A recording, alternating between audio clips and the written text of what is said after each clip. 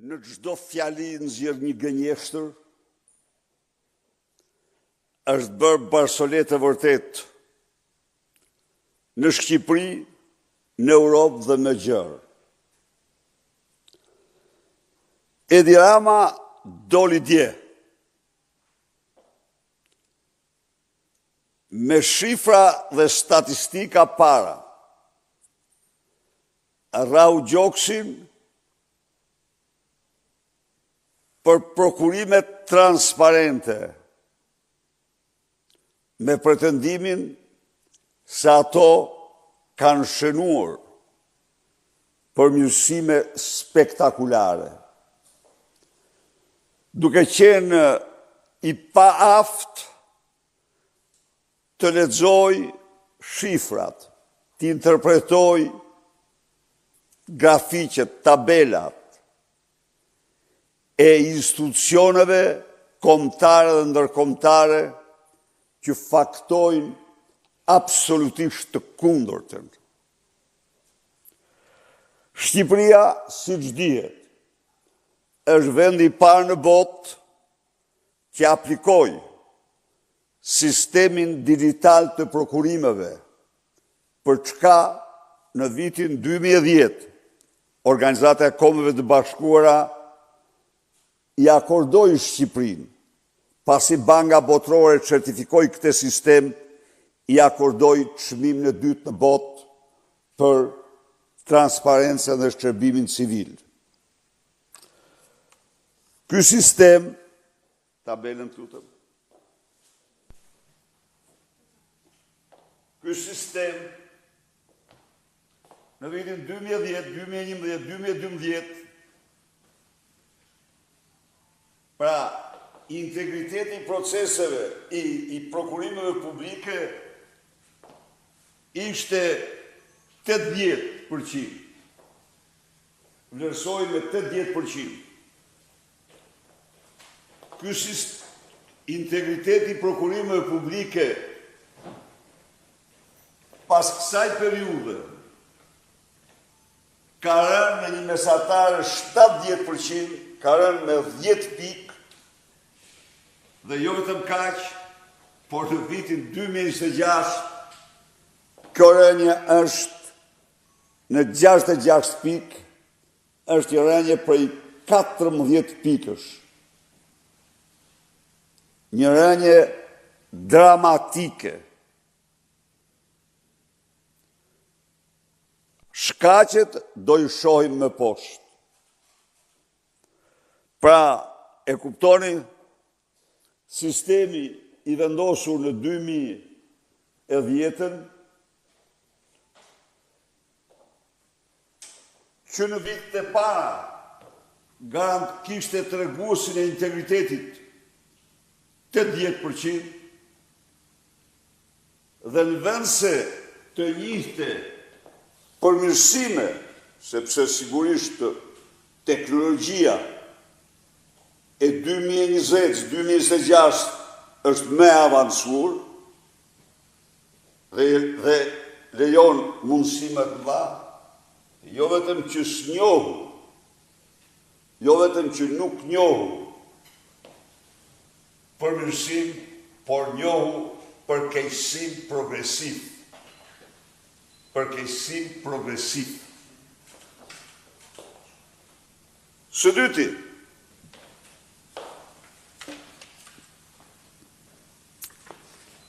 janë këto të gjitha nga Open Tender EU, organizatë kjo e besueshme e Bashkimit Evropian. Po kriteri transparencës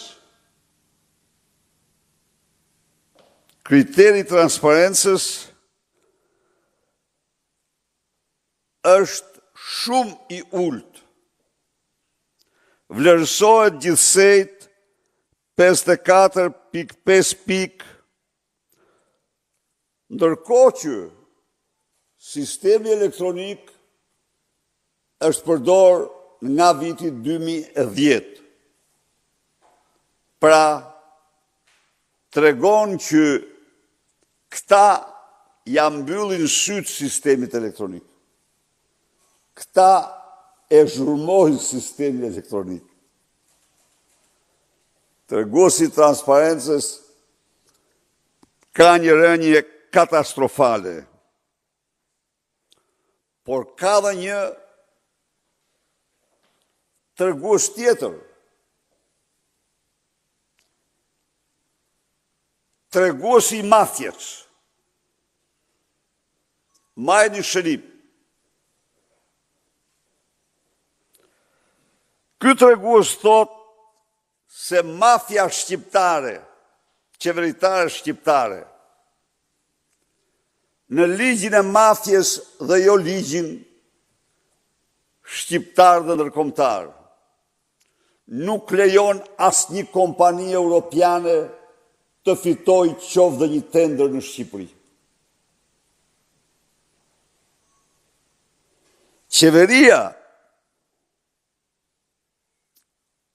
narko-qeveria Rama, është rasti vetëm ku në listën e kontraktorëve për tendera me vlerat konsiderueshme nuk ka asnjë fitues kompani nga vendet e Bashkimit Evropian apo kompani prestigjioze. Forbidden. Kjo është një shkelje e rëndë. Shkelje e rëndë e marrëveshjes stabilizim asocimit. Injorimi i këtij fakti është një akt i rëndë. Është një akt i rëndë që dëmton shumë. Për aq sa mund të dëmtojë Shqipëria tregun. Në marrëveshje stabilizim asocimit, Shqipëria është e detyruar të trajtojë si të barabartë investitorët, kompanitë që paraqiten në garat brenda vendit. Më duhet të them dhe shpreh keqardhje të madhe se për këtë akt të rëndë ka një heshtje dhe kjo heshtje është e papranueshme. Pse kjo heshtje është e papranueshme? Sepse kjo Shqipëri ka një eksperiencë. Cila është kjo eksperiencë?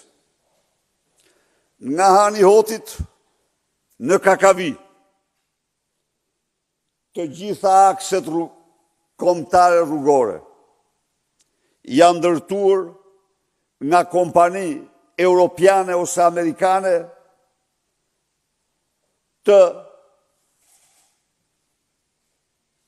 në të njohura. Janë ndërtuar, kanë fituar tendrat, edhe ndërkombëtar ka prej tyre, absolutisht, jo duke diskriminuar kur kompanitë shqiptare. Jo. Por, duke qenë drejt në emër të interesit të takspaguesve shqiptar, është zgjedhur gjithnjë oferta më e levërditshme. Rruga Hani Hoti Shkodër është ndërtuar nga kompani italiane e njohur, e mirënjohur. Bektelenka ndërtuar në rrugën e Kombit.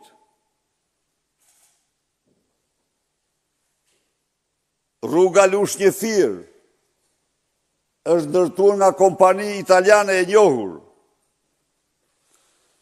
Rruga Levan Vlorë nga 2 kompani të njohura. Rruga Tiranë-Elbasan, autostrada, tuneli, nga një kompanit më të mëdha të Greqisë, Aktor.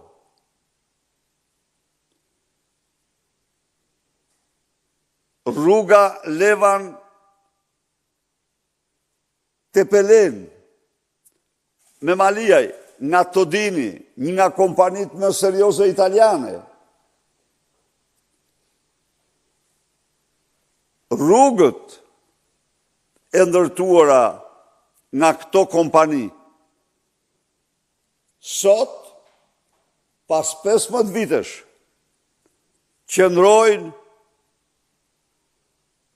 pa asnjë problem.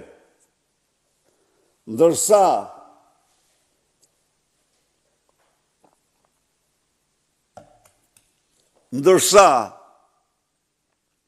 të gjitha rrugët e ndërtuar nga klientela Rama Balluku janë shembur, po shemben sikur të ishin ndërtime kashte.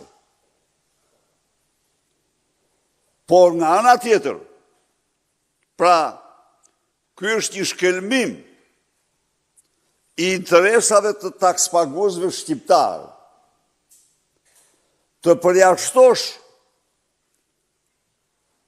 unë e kam denoncuar më 10 herë një dishmitar ju këtu. Si i përjashtoni, ja u them unë.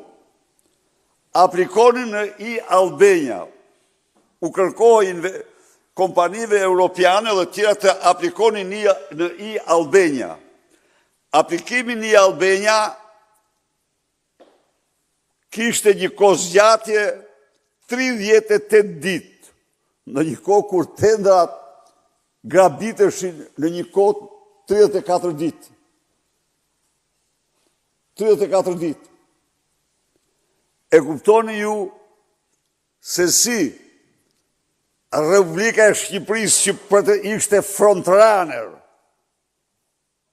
në procesin e integrimit, përjashtonte të gjitha kompanitë e vendeve anëtare të Bashkimit Evropian me një diskriminim kriminal.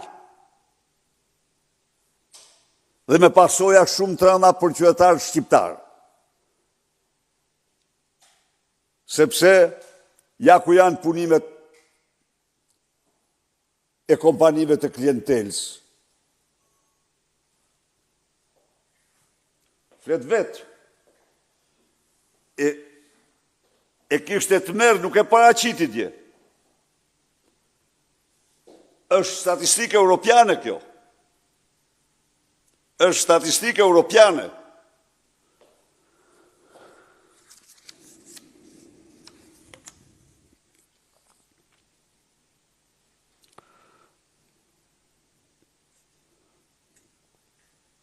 Tani, mund të ma nxjerrësh atë tabelën tjetër? Shkoni këtu. Pasi janë përjashtuar këto janë të 25-ës, pasi janë përjashtuar të gjitha kompanitë europiane dhe amerikane që ofshin të gjitha, në që janë nga...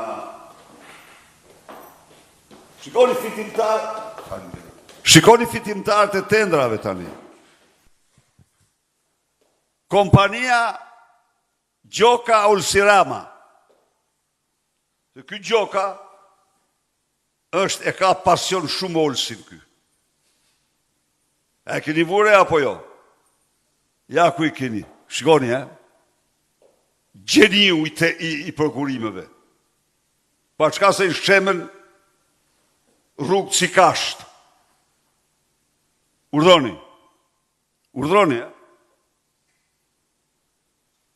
Ky pagun më shumë se të gjithë tjerë. Kompania Gjoka Rama Konstruksion, Olsi Konstruksion. Tjetër, kompania 4AM. Këtë nuk e di se kush e ka, po të agjen. Po, agjen. Famozi Salilari.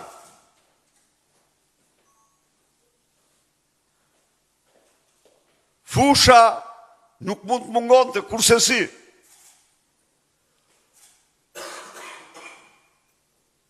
Fusha. Modeste Edhe kjo vjen pas fushës. GPG, kompani edhe kjo. Këta duhet i gjajmë të gjithë kush janë. Me radhë, pra, urdhoni, 1, 2, 3, 4, 5, 6, 7, 8, 9, 10, 10 kompani, 1,5 miliard euro.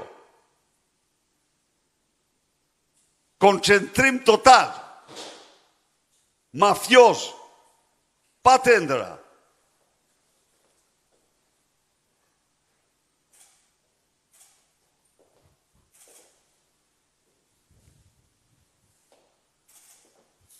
Kompania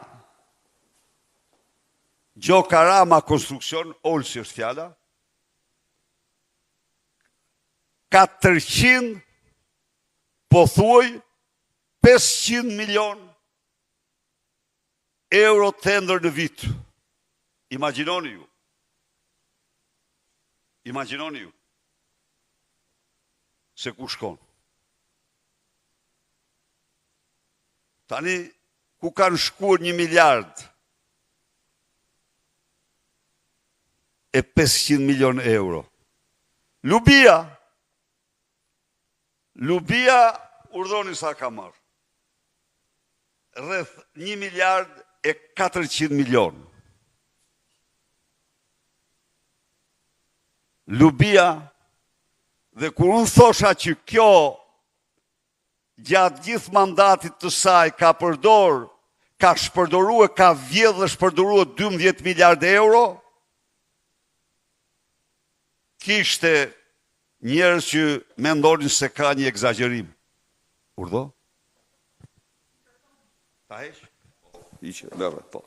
Ja ku e keni. 1.3, kjo të kalon, shkon në 1 pik minimumi. Rreth 1.4. Po. Urdhoni Lubia sa ka marrë. Pastaj vjen Fondi Shqiptar i Zhvillimit me agollin e famshëm që lumturojnë djalin me 500 milion, Giden me autor Guzhinierin e djalit. 500 milion lek. Agolli. Bashkia e Tiranës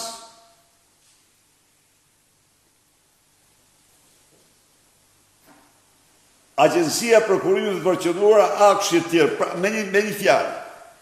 Ja urdhë.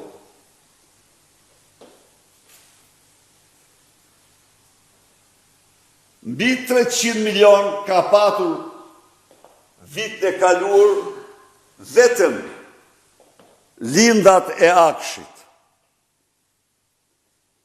E kuptoni ju apo jo se çka qenë kjo? Tani, tjetër,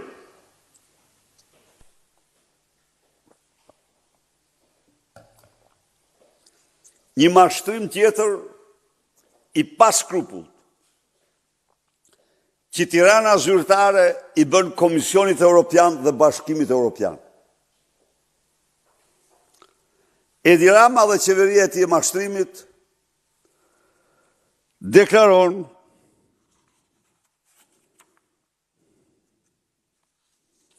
ju lutem vetëm durim keni pak, se është një dhënë shumë interesante.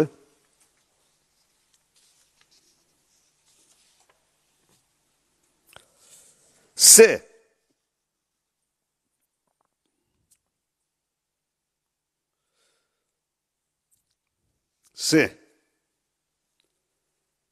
ka prokuruar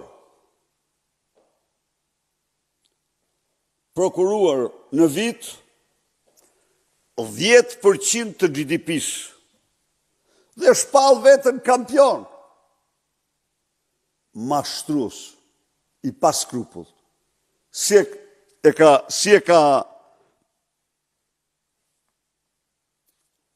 e ka realizuar mashtrimin.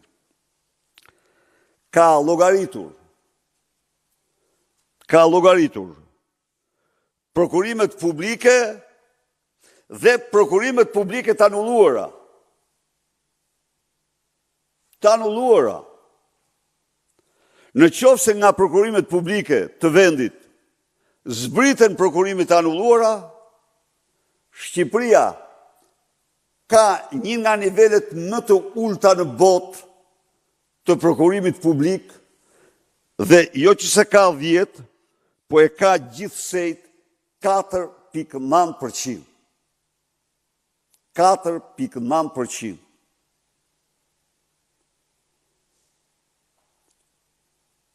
Histori banale kjo.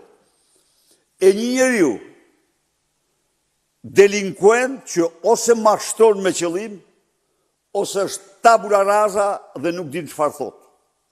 Si që bënin me eksportin. Ju kujtohet ju, në një kohë kur eksportet këtu binin pikjat, këta llogarisë në eksporte, rieksportet nga Durrësi në Kosovë. Mallat importuara nga tregtarët e Kosovës dhe të shkarkuara në portën e Durrësit me destinacion Kosovën. Dhe këto mallra Edi Rama i llogarisë si të prodhuara në Shqipëri dhe sikur po eksportoheshin nga Shqipëria në Kosovë në kohë kur ato nuk kishte asnjë prej tyre i prodhuar në Shqipëri, ishin importuar nga vende tjera, naftë, prodhime nafte, e tjere me radhë, dhe do të transferoheshin në Kosovë. Dhe ky informon të shqiptarë dhe komunitetin Bashkimin Evropian se në Shqipëri janë rritë aq e kaq eksportet. Të njëjtën gjë, të njëjtin mashtrim bën sot, por jo me malla që kalojnë në Kosovë, por e bën llogaritë të realizuara, tendrat e anulluar. Dhe shto ato, sa e anullohet tenderi, llogaritet, prokurim që nuk është bërë, llogaritet prokurim i bërë. Ky është një papërgjegjësi tjetër e plot e tij. Njëri që gënjen zyrtarisht, gënjen pafyrësisht, gënjen në takime zyrtare.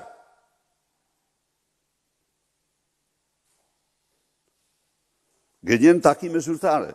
Tjetër, pas ndërhyrjeve ndërkombëtare, ligji i PPP-ve pësoi ndryshime në vitin 2024, që nga viti 2024 gjërë sot, asnjë PPP nuk është dhënë bazuar në ligjin e ndryshuar. Asnjë. Ndërkohë, janë 10 vendime qeverie për dhënie PPP-sh, sidomos për agjencinë e investimeve strategjike dhe resortet turistike. Pra edhe një herë, janë 10 koncesione të dhëna në kundërshtim, në anashkalim të plot të ligjit të amenduar të vitit 2024. Ky është sistemi mafioz. Çfarë ka ndodhur tjetër? Ka një rritje të jashtëzakonshme të prokurimeve sekrete.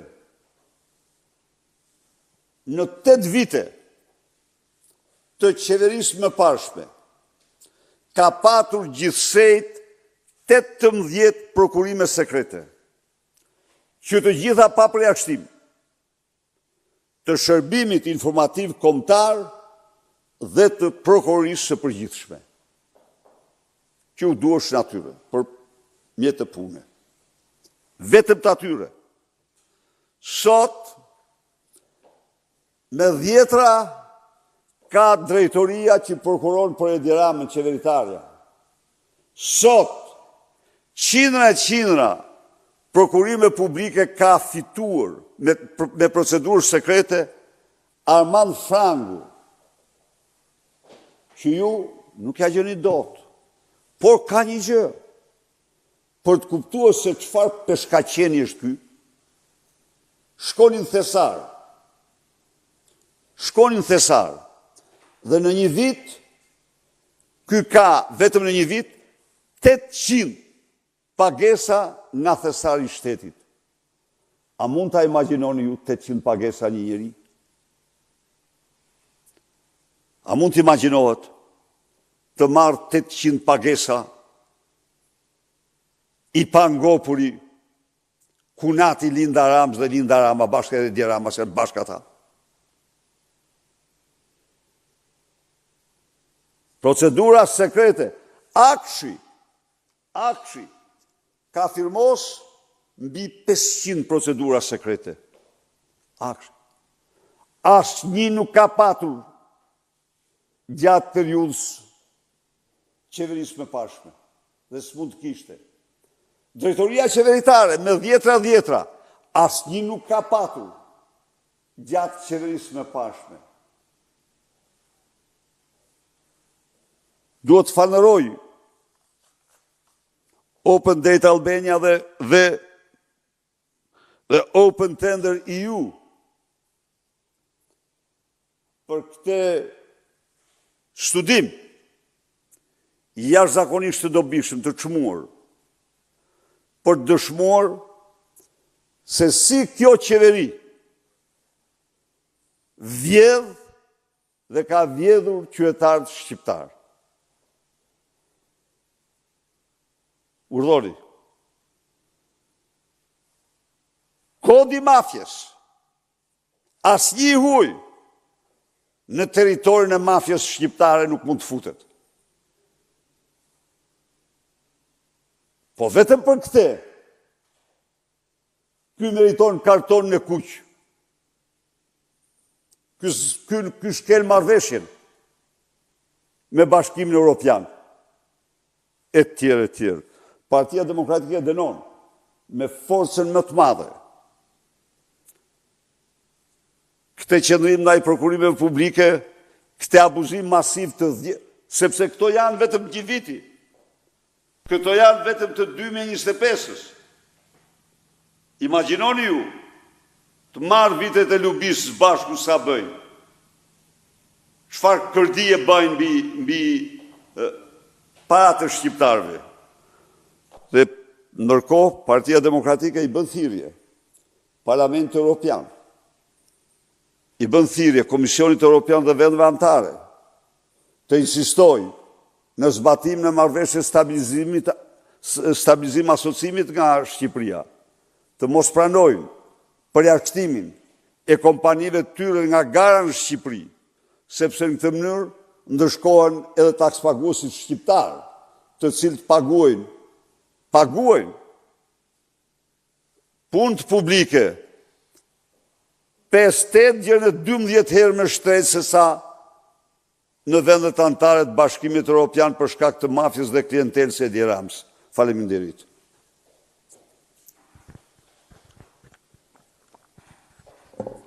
Zoti Berisha, ndërkohë sot në Komisionin e Jashtëm është krye negociatorja Malinda Dhukaj që po prezanton raportin e Këshillit Ministrave për ecurinë e negociatave, një raport i kontestuar nga anëtarët e opozitës në këtë komision, ndërkohë që sot në bashkimin pritet që vendet anëtare të Bashkimit Evropian, grupi Koela, grupi i punës të diskutojnë lidhur me Shqipërinë.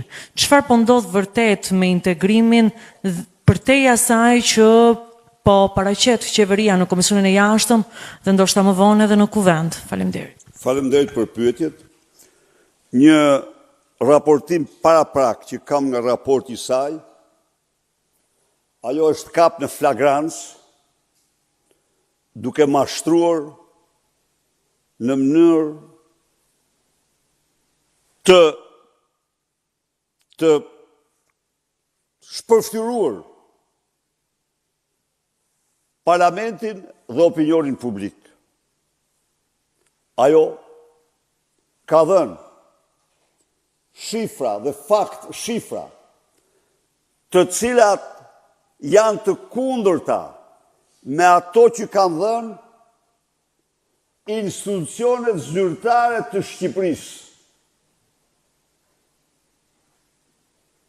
Ajo pretendonte në mënyrë, imagjinoni se si e mashtrojnë këta Bashkimin Evropian.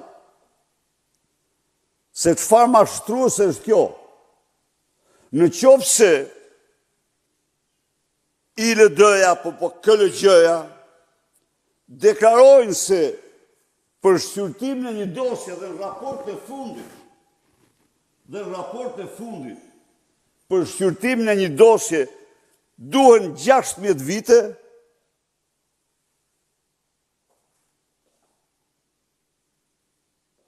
mashtruesja Edi Rams,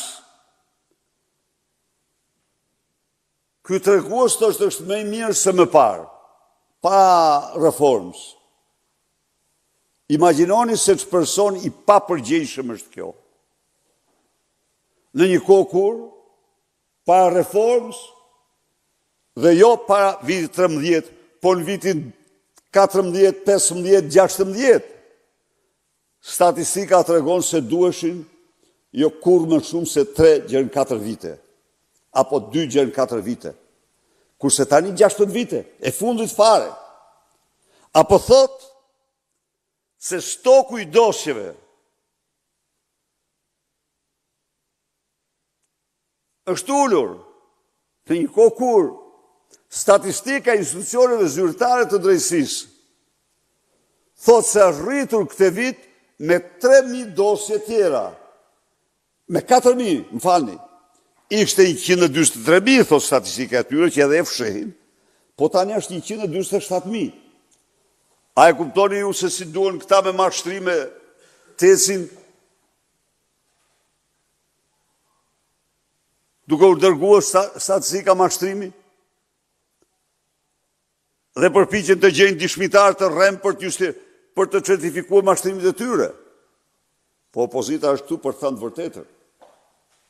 Dhe kjo, më falni, është vetëm një fragment i mashtrimeve të saj, se unë një informacion të pjesë shëmora mbi raportimin që ajo bëri.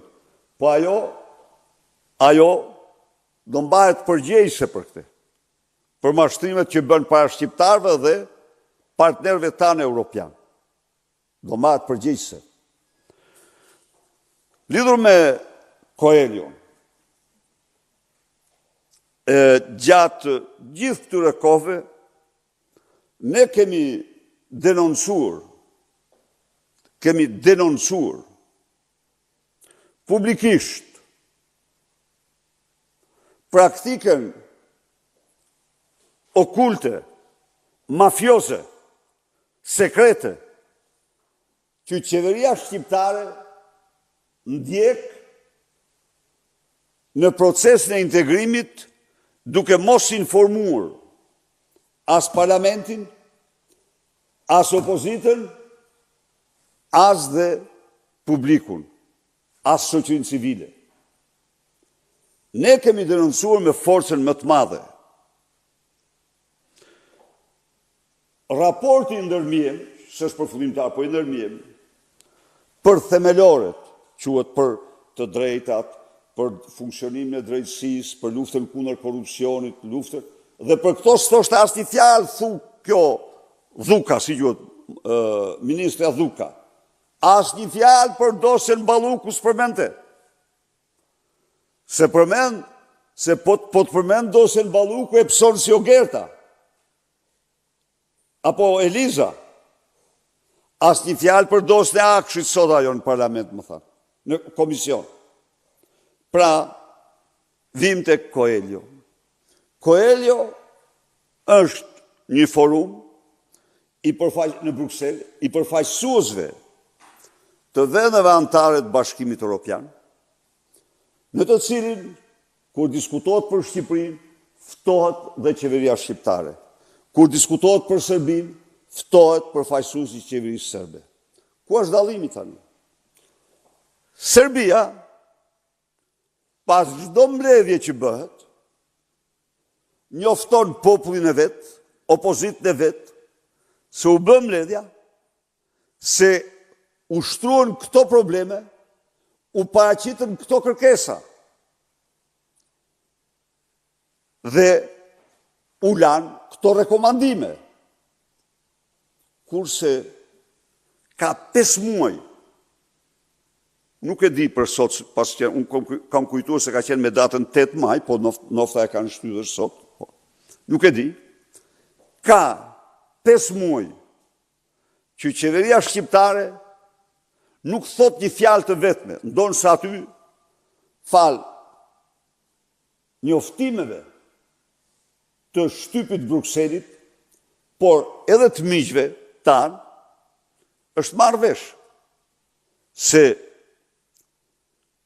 ndonë se raportin për Malin e Zi e votuan me unanimitet, raportin për Shqipërinë nuk e votuan. Jo, thamë, nuk jemi dakord. Shqipëria ka probleme. Dhe janë mbledhë gjërë tani shumë herë. Çfarë ka ndodhur? Ka ndodhur që raporti u përmbys. Që presidenca paraqiti raport tjetër. E ndryshoi mbi bazën e të gjitha ndërhyrjes të 13 vendeve, apo 9 vendeve, më falni për shifrën se mund të jemi gabuar. Të 9 vendeve, sepse nuk binin dakord. Ishte parashikuar të mbaj konferenca ndërqeveritare me datën, mos gaboj, 18 ose 20 prill. Po e sigur që një nga këto 2 data. Nuk u mbajt. Jo, nuk u thirr. Sepse raporti ishte përsëri. Nuk ishte votuar, nuk votohej.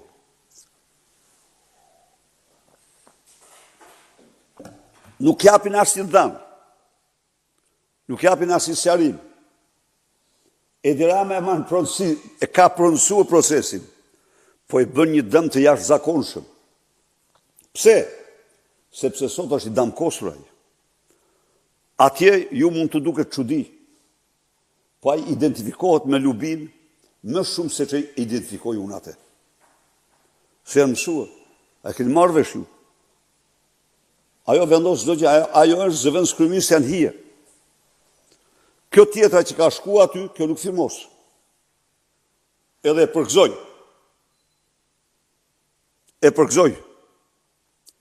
Kjo, si të më thonë, ka deklaruar që unë firmos vetëm përputhje me ligjin, atëherë kur me lejon ligji. Çka, pavarësisht se është emëruar nga Lubia, po nofta kanë filluar të vinë mend. Çfarë bën ajo? Ajo gjithë ditën vrin në zyra, te kjo, te Karakaçi, te këto. Ajo është hije e zezë e Këshillit të Ministrave. Zëvendës kryeministën hije. Dhe mendon ky se nuk e di, nuk po e shohin të tjerë, të gjithë e shohin. Të gjithë e kanë marrë vesh që pushtetin e ka Lubia. Ne kemi ngritur zërin. Dhe nëse ju keni lexuar raportin e Komisionit të Jashtëm Parlamentit Evropian, raporti në mënyrë më të vendosur shton rolin e Parlamentit dhe të opozitës në procesin e integrimit. Që i ka përjashtuar këtu. Por raporti i shtron. Ka një zhvillim tjetër shumë pozitiv. Kryetari i Komisionit të Jashtëm Parlamentit Evropian, zoti McAllister, pikërisht për këtë çështje në përgjigjet një letër që zonja Tabaku i drejton për këto probleme, për përjashtimin e opozitës nga procesi i integrimit, i drejton një letër shumë të rëndësishme komisioneres për zgjerimin e zonjës Marta Kos. Pra, janë këto momente kurse lidhur me debatën e sotshëm apo mbledhjen e sotme të Koelios, nuk kam asnjë informacion, do përpiqem të siguroj informacion dhe natyrisht do t'i informoj shqiptarët sipas mundësisë që kam. Faleminderit.